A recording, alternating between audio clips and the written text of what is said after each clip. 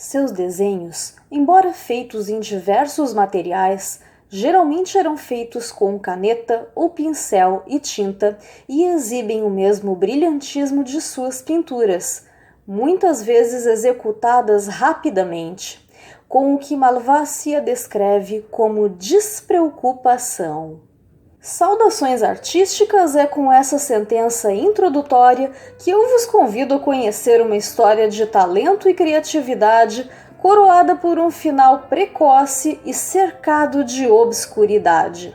Hoje, conheça um pouco a respeito de Elisabetta Sirani, pintora italiana que imprimiu uma assinatura toda própria em motivos recorrentes da pintura, lecionou na primeira escola voltada para pintoras e faleceu misteriosamente na mítica idade dos 27 anos, que normalmente associamos a artistas da música. Se esse vídeo trouxer algo de valor, por favor considere curtir, compartilhar, se inscrever no canal para mais conteúdo envolvendo arte e comentar #Sirani, para que o trabalho dessa excelente artista nunca seja esquecido e traga momentos de deleite para mais pessoas. Elisabetta Sirani nasceu em Bolonha na data de 8 de janeiro de 1638, filha de Margherita e Giovanni Andrea Sirani,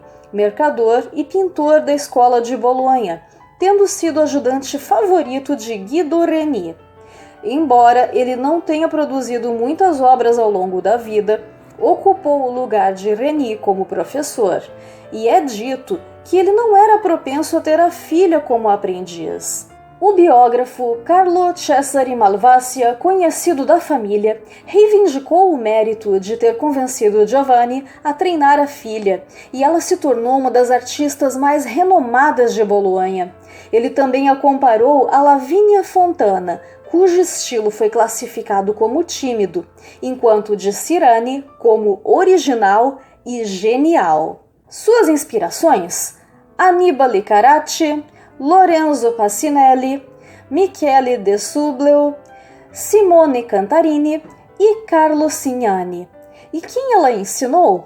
Lucrezia Scarfaglia, Ginevra Cantofoli, suas irmãs Bárbara e Ana Maria, entre várias outras e outros. Seu primeiro trabalho comissionado e realizado ainda na adolescência foi o Batismo de Cristo, tela pintada em 1658, e um trabalho de evidente maestria por inúmeros motivos. O número de personagens com diferentes feições, os efeitos de luz e sombra, o detalhamento das vestes de cada uma delas. Não tardou para que o talento de Elisabetta ofuscasse o das irmãs e do próprio pai, que se tornaria incapacitado para o trabalho. Elisabetta passaria a ser a provedora de sua família, sustentando-a com os proventos de aulas e retratos por encomenda.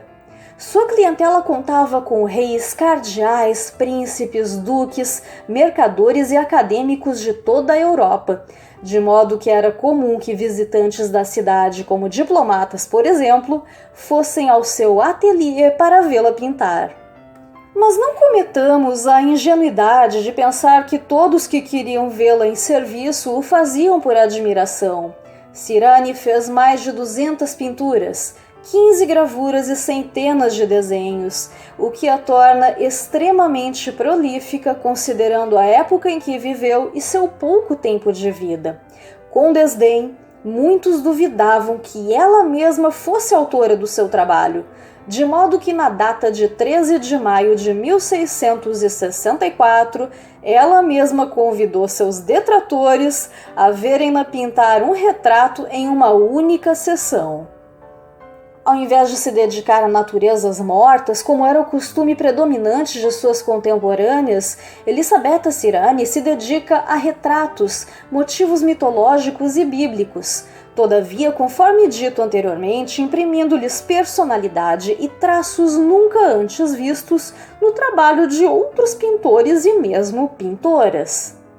Figuras como Cleópatra, Pórcia e Maria Madalena eram retratadas com um viés fetichizante, punitivo e até mórbido, Não é o que se vê quando ela reproduz o lendário episódio da pérola dissolvida em vinagre, ou a esposa de Brutus demonstrando força emocional ao infligir-se dor física ao invés de sucumbir a um final dolorosíssimo, tal como era do gosto de muitos pintores. Ou Maria Madalena mais filosófica que penitente. Ressalte-se também o seu autorretrato como alegoria da pintura, a alegoria da música, arte na qual ela detinha também certo conhecimento, provavelmente pelo fato de seu cunhado ser músico. Sua alegoria da caridade, da justiça e da prudência, e o retrato da Virgem com o Menino Jesus de 1663, que no ano de 1994 foi escolhido para estampar uma série de selos de Natal nos Estados Unidos. Outras duas figuras também merecem um comentário mais detalhado, Judite e Timóclea. Enquanto as Judites de Caravaggio executam seu trabalho, por assim dizer, com repulsa ou com uma inquietante quebra da quarta parede, as de Cirane se mostram serenas, nem hesitantes, nem contentes com o destino de Holofernes, apenas cientes que fizeram o que tinha de ser feito. Outro contraste muito válido diz respeito a essa mesma personagem bíblica, porém na versão de Artemisia Gentileschi, a qual tinha todos os motivos do mundo para extravasar brutalidade na sua arte, em especial nesse motivo. Mas isso pode ser discutido em outro vídeo, falando mais a respeito dessa grande artista. Se a Judite de Elisabetta Cirani não se mostra virulenta e vingada como a de Artemisia Gentileschi, o mesmo não se pode afirmar sobre Timóclea, personagem da antiguidade que se vinga de seu agressor, um capitão trácio da campanha balcânica de Alexandre o Grande, empurrando-o dentro de um poço após ele perguntar se ela sabia onde havia ouro. Levada diante do líder macedônio, ela é absolvida, liberada e elogiada por seu ato audaz. Igualmente audaz era pintar figuras nuas em tempos muito mais pudicos que os atuais. A ressalva era feita em telas de contexto religioso e o aprendizado por meio de estátuas e outras pinturas, jamais pela observação de modelos em aulas de anatomia, ao menos até onde se sabe até o presente momento. Ainda assim, sempre que a figura de um santo ou de Jesus aparece na obra de Elisabetta Cirani, é com a mesma maestria com a qual ela pintaria homens e mulheres com muitas camadas de roupa, produzindo um efeito impressionante de realismo em relação aos tecidos. Infelizmente, em 28 de agosto de 1665, Elisabetta falece subitamente. Suspeitas são levantadas em torno de uma serviçal, Lúcia Tolomelli, que foi acusada de envenená-la e levada a julgamento. Suspeitas recaíram sobre Lúcia, pois ela havia pedido para se desligar da família Cirani apenas alguns dias antes do triste ocorrido. Malvácia, optando por hipóteses mais românticas e romantizadas e menos escabrosas, teria atribuído esse súbito desviver à doença do amor, provavelmente ocasionada por alguma negativa do pai diante de um pedido de casamento. Nenhuma das hipóteses foi confirmada. A causa do óbito foi um princípio de peritonite ocasionado após a ruptura de uma úlcera péptica, muito provavelmente decorrente do excesso de trabalho. Elisabetta Cirani era altamente estimada e amplamente lamentada foi sua perda.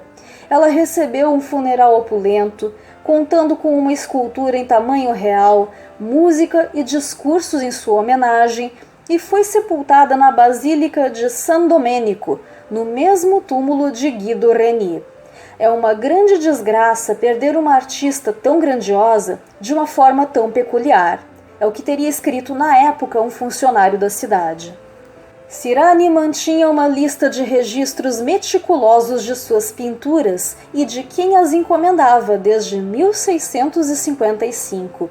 Além disso, muitas delas contam com assinatura, o que não era uma prática comum entre seus colegas. É possível que ela tenha optado por isso para evitar que o seu trabalho fosse confundido com o de seu pai. Assiná-las também servia para demonstrar ainda mais o seu poder de invenção, que, segundo a historiadora Anne Sutherland Harris, a diferenciava de outras artistas italianas.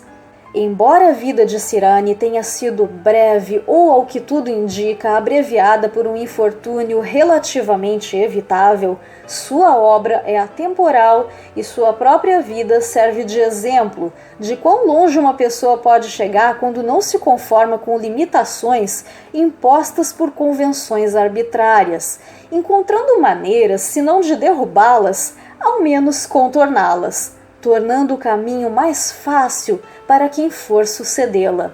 E sabendo disso, contemple, reflita e inspire-se.